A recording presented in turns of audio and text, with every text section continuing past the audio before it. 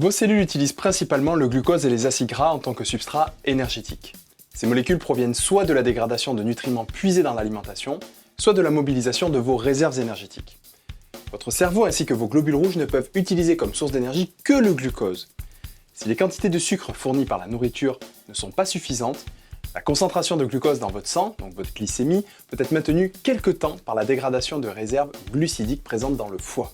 Le problème, c'est que, au-delà de 24 heures, toutes ces réserves sont consommées et maintenir une glycémie normale ne peut se faire que par la synthèse de glucose à partir de substrats non glucidiques.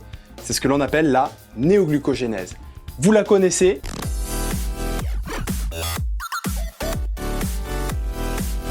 Le maintien des niveaux de glucose est très important pour votre organisme. Par exemple, les besoins quotidiens de votre cerveau sont de 120 grammes et ceux de l'ensemble de vos globules rouges sont environ de 40 grammes, donc ça correspond à 160 grammes. Or, la quantité de glucose qui peut être rapidement disponible à partir des réserves glucidiques dans votre corps est au maximum de 190 grammes en moyenne. On estime donc en gros qu'au bout d'une grosse journée, tout est consommé. Ainsi, si vous n'avez pas d'apport alimentaire supplémentaire, la néoglucogénèse vous permettra d'obtenir du glucose à partir de substrats non glucidiques.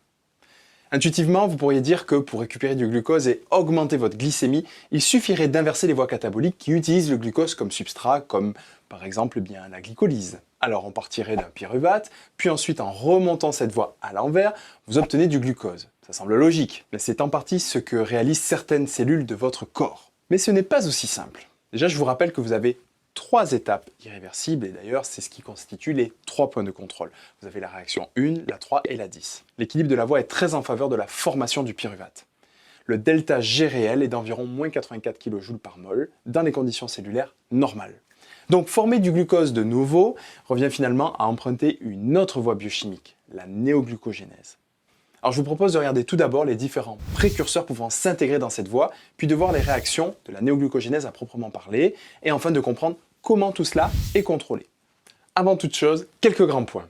Tout d'abord, la néoglucogénèse est aussi appelée la gluconéogénèse. C'est la même chose. Et cette voie métabolique se déroule principalement dans le foie. Mais vous pouvez noter qu'un certain niveau de néoglucogénèse se produit aussi dans le rein, le cerveau, les muscles striés squelettiques et cardiaques. Par contre, en ce qui concerne le foie et le rein, vous pouvez noter que ce sont les seuls organes de votre corps à pouvoir libérer du glucose dans le sang une fois qu'ils en ont formé. Ce sont les seuls, et ça permet aux autres organes de pouvoir utiliser ce glucose pour leurs propres besoins. C'est une particularité très importante liée à leur équipement enzymatique. Nous y reviendrons plus en détail tout à l'heure.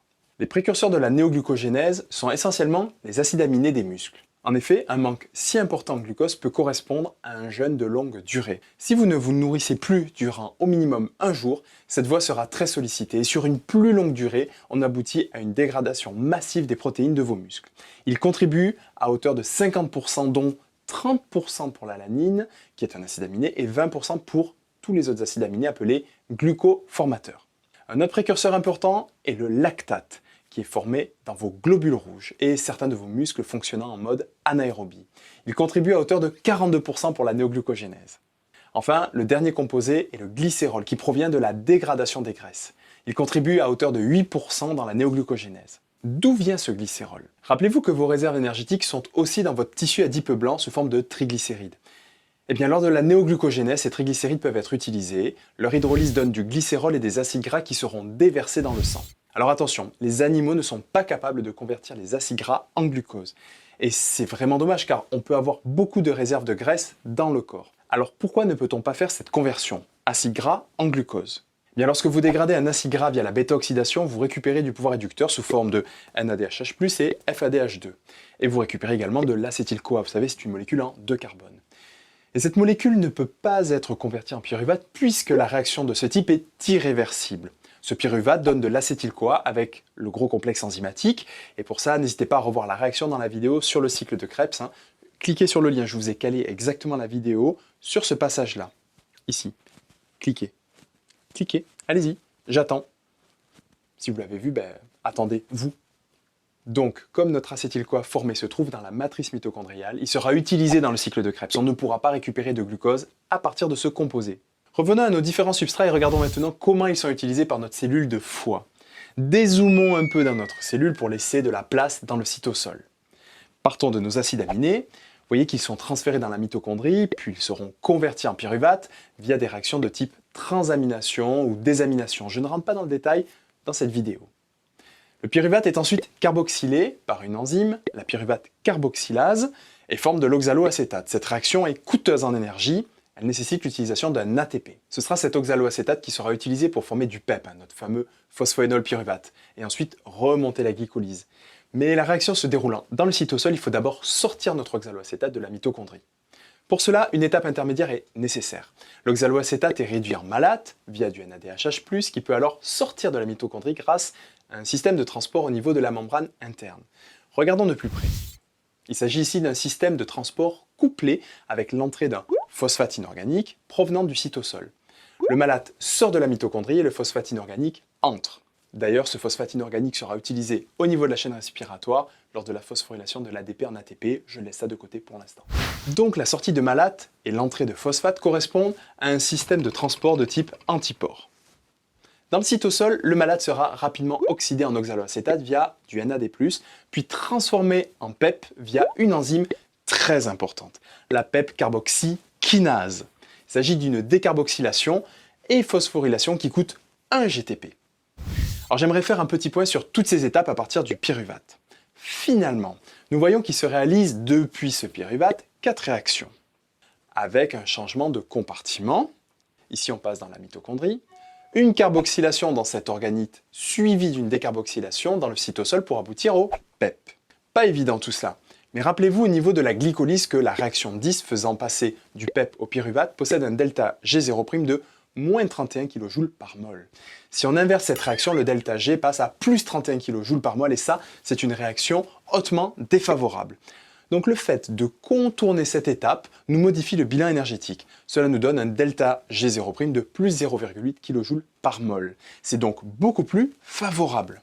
En effet, dans la première réaction, de l'ATP est utilisé comme source d'énergie pour carboxyler notre pyruvate. Puis, à la 4e réaction, du CO2 est éliminé et cela apporte de l'énergie à la formation du PEP dans cette étape de décarboxylation. Pensez que les décarboxylations fournissent très souvent de l'énergie à des réactions qui autrement seraient très endergoniques. C'est d'ailleurs retrouvé dans d'autres voies ou d'autres cycles. Par exemple, si vous prenez le cycle de Krebs, l'étape entre l'isocitrate et l'alpha-cétoglutarate correspond à une décarboxylation, donc une libération de CO2. Alors regardez le bilan énergétique, allez voir du coup, je vous dis ça, j'en dis pas plus, d'accord? La balle est dans votre camp, donc maintenant regardez le cycle de Krebs au niveau de cette étape. Bien, partons maintenant de notre PEP formé. Toutes les étapes se déroulant jusqu'au fructose 1,6-biphosphate sont les étapes inverses de celles de la glycolyse. En fait, ces réactions sont proches de l'équilibre dans les conditions intracellulaires. Du coup, elles sont facilement réversibles. Par contre, nous avons un blocage au niveau de l'hydrolyse du fructose 1,6-biphosphate en fructose 6-phosphate.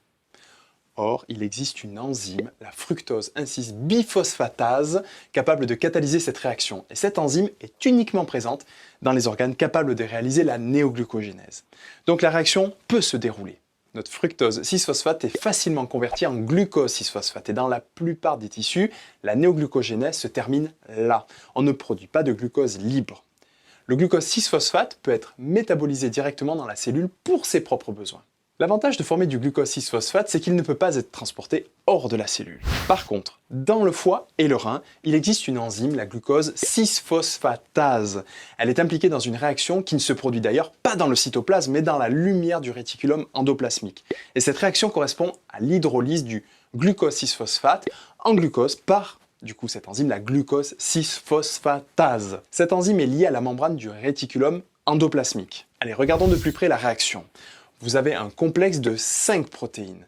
La protéine T1 transporte le glucose 6-phosphate du cytosol vers la lumière du réticulum. La réaction de déphosphorylation se déroule et forme du phosphate inorganique qui sera éjecté de cet organite par la protéine T2 et du glucose qui sera éjecté de la même manière par la protéine appelée T3. L'enzyme au centre, de couleur rose, est stabilisée par la petite protéine essentielle à l'activité phosphatasique. Elle se nomme SP et elle fixe du calcium.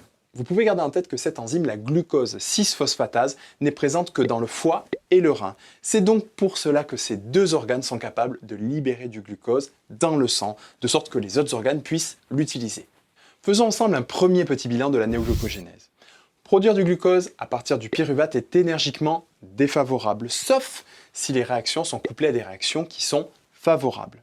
Ce que nous venons de voir finalement, c'est qu'à partir de 2 pyruvate, de 4 ATP, de 2 GTP, 2 NADH+, vous formez une molécule de glucose. Le delta G0' global est de moins 48 kJ par mol. Donc dans les conditions standards, notre delta G0' étant négatif, eh bien thermodynamiquement, c'est possible. Alors que si l'on prend juste l'inverse de la glycolyse, ça serait quoi? Ça serait 2 pyruvate, 2 ATP, 2 NADH+, qui donne une molécule de glucose. Et le delta G0' global ici est de plus 84 kJ par mol. C'est positif, donc la conversion spontanée n'est pas possible. Retenez bien que notre néoglucogénèse est coûteuse pour l'organisme. Elle est coûteuse. Pour passer d'un système thermodynamiquement défavorable, que nous venons de voir, à un système thermodynamiquement favorable, il faut qu'il y ait des couplages supplémentaires. Ici, il vous faut 4 molécules supplémentaires de haut potentiel de transfert phosphoryle, c'est-à-dire les 2 ATP et 2 GTP. Cela permet de transformer un processus énergétiquement défavorable, la glycolyse inversée, en un processus favorable, la néoglucogénèse. L'hydrolyse de nos ATP et GTP supplémentaires apporte l'énergie nécessaire aux réactions défavorables. Si nous reprenons nos précurseurs, nous venons de voir ce que donnent les acides aminés lors de la néoglucogénèse. Regardons maintenant le lactate. Il peut diffuser dans la cellule grâce à des transporteurs. Et une fois dans le cytosol, il réagit avec du NAD+, donc vous oxydez ce lactate. Et il se forme du pyruvate. L'enzyme ici est la lactate déshydrogénase. Puis ce pyruvate suivra la même voie que celle décrite via les acides aminés, celle qui est toujours sur votre écran. Enfin, dernier précurseur, le glycérol. Alors lui, il se fait tout d'abord phosphoryler en position 3 par une glycérol kinase. Cela donne du glycérol 3-phosphate. Puis ce glycérol 3-phosphate est oxydé en dihydroxyacétone phosphate par du NAD+. Donc sur votre écran, c'est le DHAP. Ce composé peut alors s'intégrer dans la néoglucogénèse au niveau du dihydroxyacétone phosphate, juste avant l'étape irréversible numéro 3 que l'on a vu précédemment. Voilà, les réactions sont terminées. Faisons le point maintenant sur le contrôle de la néoglucogénèse.